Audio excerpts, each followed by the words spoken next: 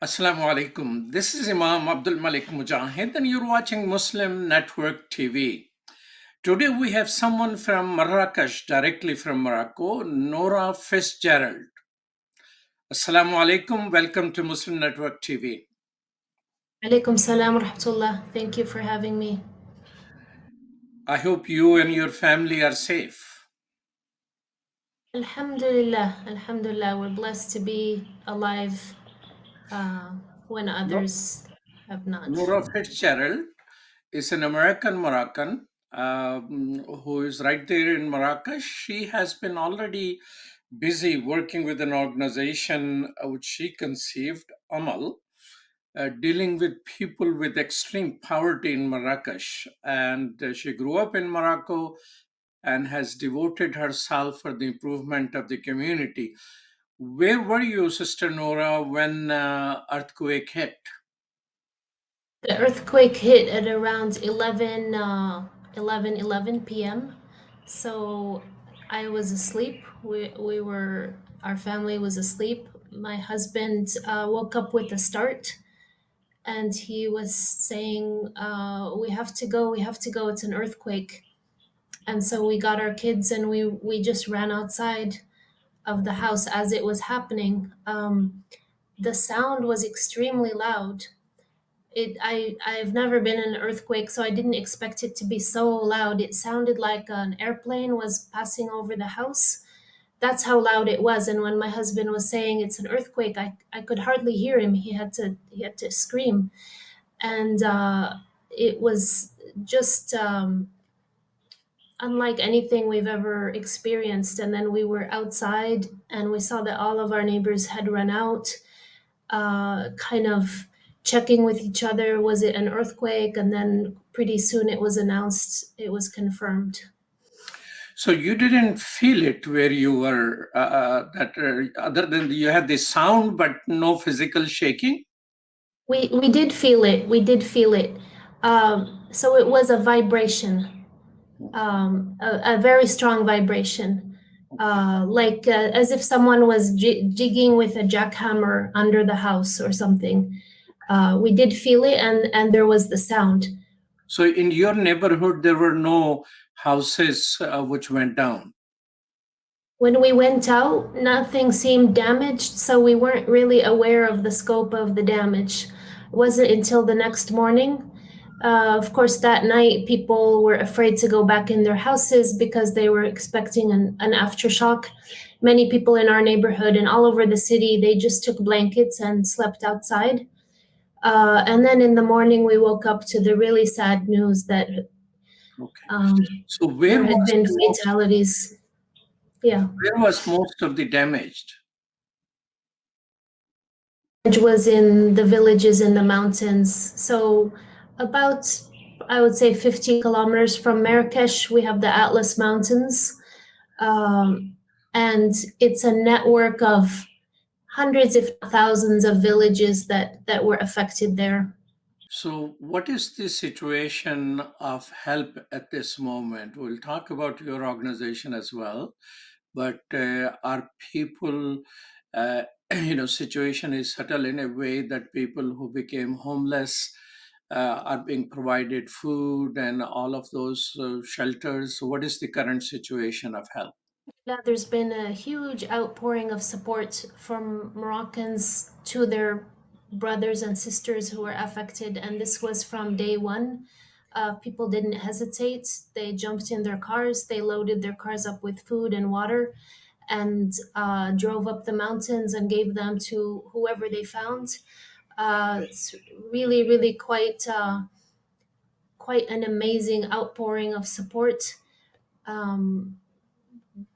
So it's been individuals, NGOs, Moroccan government, and even foreign governments have sent support. Alhamdulillah, we feel that we feel heard and seen by the world. Sister Nora, you have an organization called Amal, which deals with the real poor people. So you must be aware of the situation of poorest of the poor people in Marrakech. So those people who are impacted, do you consider they were the most poor people? Yes, yes.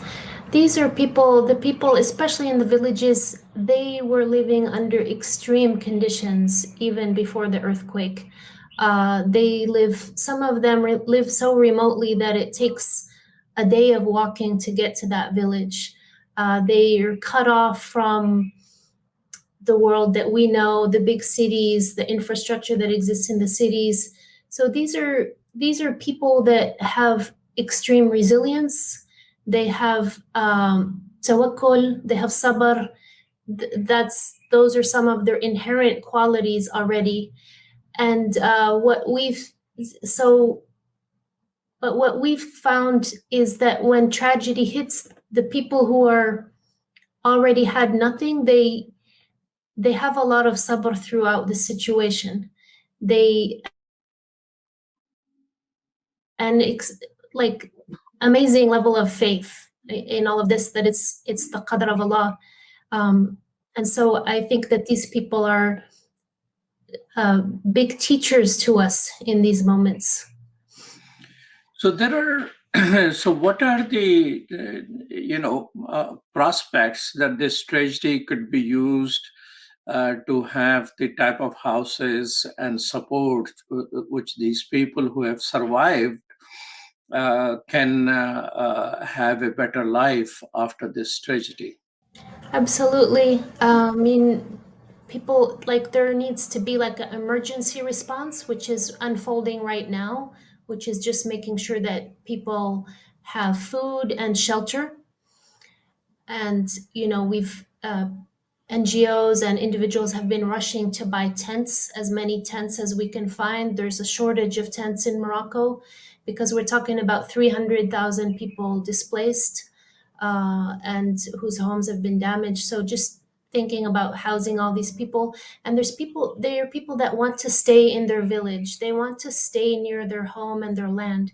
They don't want to come into the big cities. So they're um, they're hoping to rebuild. This is what the strategy is. But in the meantime, it's about surviving the winter that can be pretty cold up there. We're talking about, rain's coming, snow is coming.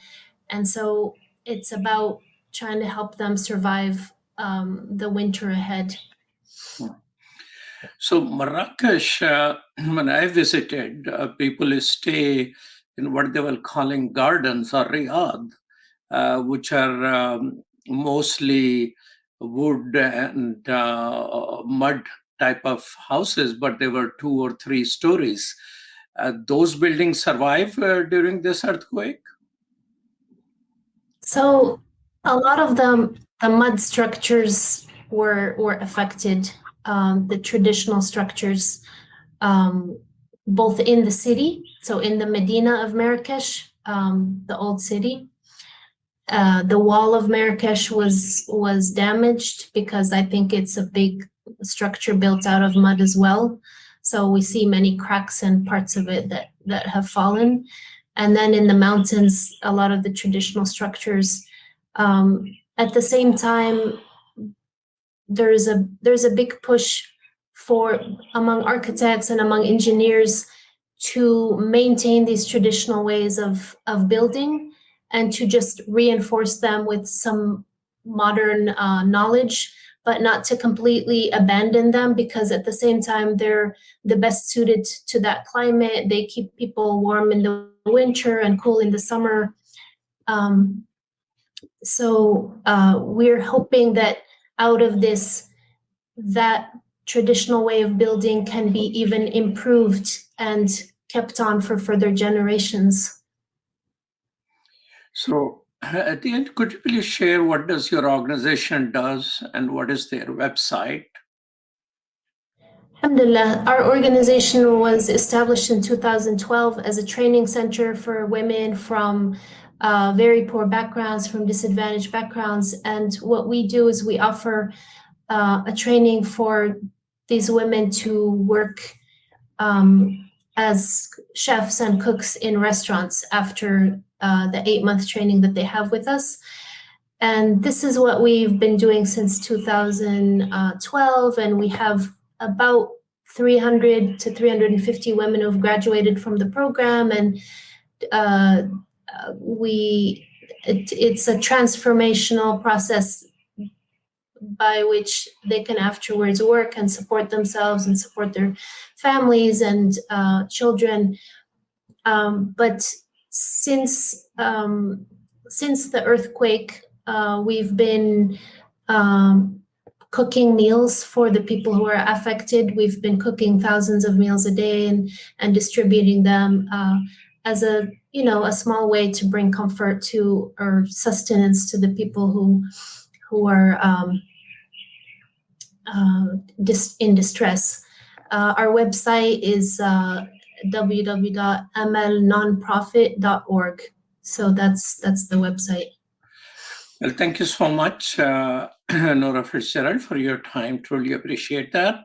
Nora Fitzgerald leads an organization called Amal, which is based in Morocco, works with women empowerment so they could be in a workforce.